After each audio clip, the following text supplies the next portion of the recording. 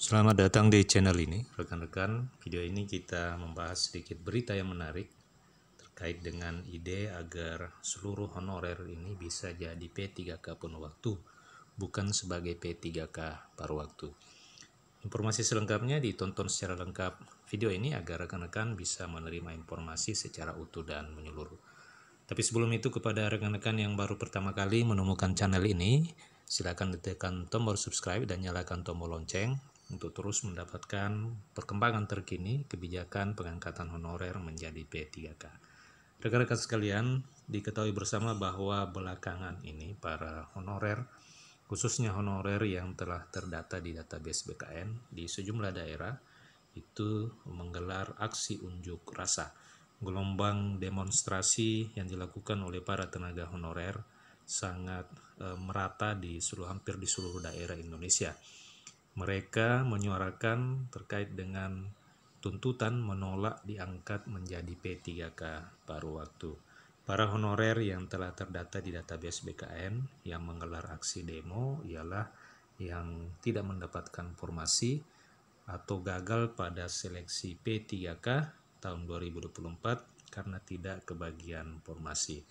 Nah, rekan-rekan sekalian, Wakil Ketua Komite 1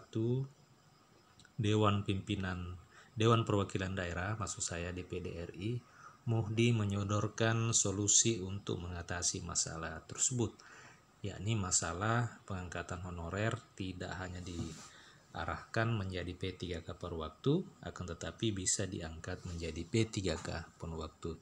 Solusi yang diusulkan oleh Wakil Ketua Komite 1 ini yakni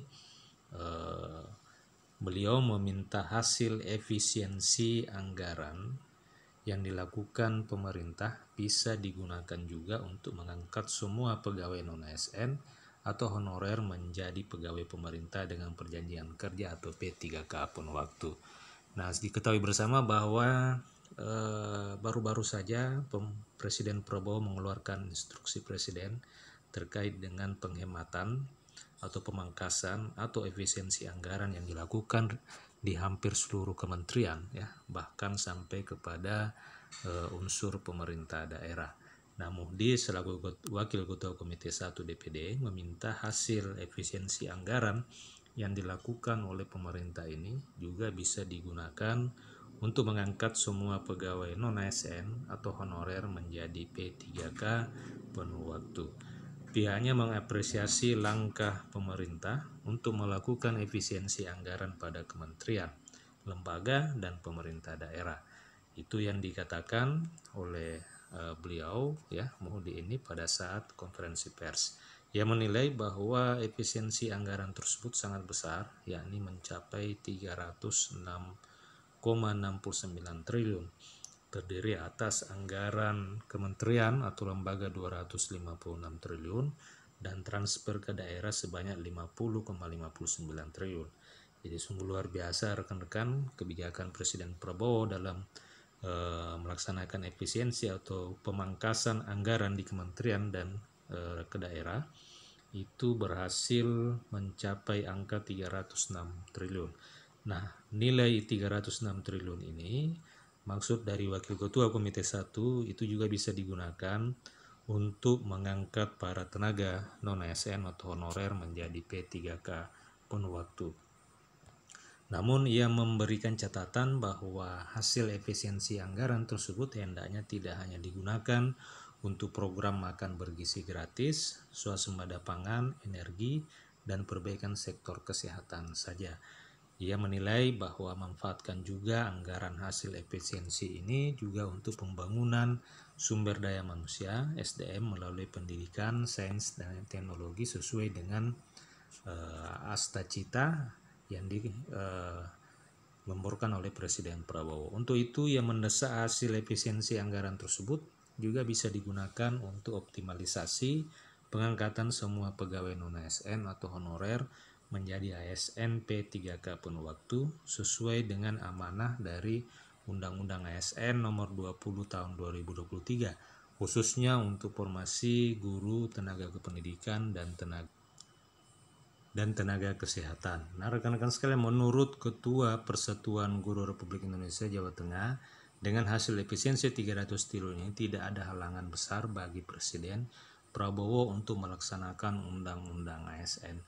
Sebagaimana amanah dari Undang-Undang Nomor 20 Tahun 2023 tentang ASN, tidak diperbolehkan lagi ada pegawai non-ASN pada tahun 2025, sedangkan guru dan tenaga kependidikan serta banyak honorer teknis lainnya sampai dengan saat ini belum juga diangkat sebagai ASN. Diketahui bersama bahwa seleksi P3K yang dilakukan beberapa tahun terakhir, pemerintah lebih memfokuskan kepada pengangkatan para tenaga honorer kategori 2, sehingga rekan-rekan sekalian untuk honorer non kategori 2 itu dapat dipastikan masih banyak yang belum diangkat menjadi aparatur sipil negara.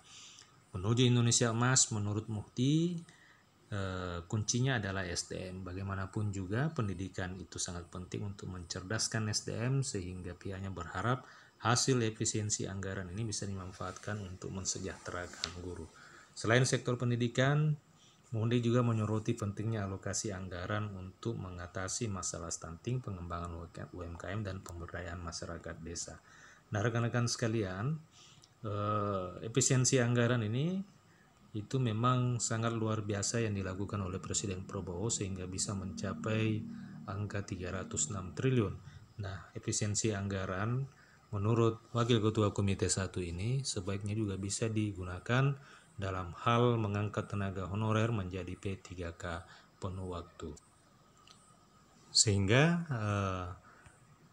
demonstrasi yang dilakukan oleh hampir merata seluruh tenaga honorer itu bisa direalisasikan dan ditindaklanjuti dengan mengangkat mereka menjadi P3K per waktu. Sebagaimana diketahui bahwa pengangkatan honorer menjadi P3K per waktu, salah satu dasarnya adalah ketidakmampuan atau kemampuan keuangan daerah masing-masing, sehingga honorer yang memang harus dihapus di sistem birokrasi Indonesia sesuai dengan Undang-Undang Nomor 20 tentang aparatur sipil negara, terpaksa harus diangkat menjadi P3K per waktu. Deputi Bidang SDM Kemenpan RB Abbas Subakja beberapa waktu yang lalu juga menyebutkan bahwa kebijakan pengangkatan honorer menjadi P3K per waktu ini adalah kebijakan yang sementara, ya. Tujuan utamanya memang menurut dia adalah menjadikan seluruh honorer ini menjadi ASN, sehingga kebijakan pengangkatan P3K per waktu hanya untuk menindaklanjuti agar supaya honorer itu terhindar dari pemutusan hubungan kerja secara massal seiring dengan penegasan yang dikeluarkan atau yang tercantum di dalam Undang-Undang Nomor 20 Tahun 2023 tentang aparatur sipil negara. Demikian info kali ini rekan-rekan sekalian. Jika ada pertanyaan dan tanggapan, silakan tuliskan di kolom komentar. Terima kasih, sampai jumpa di video berikutnya.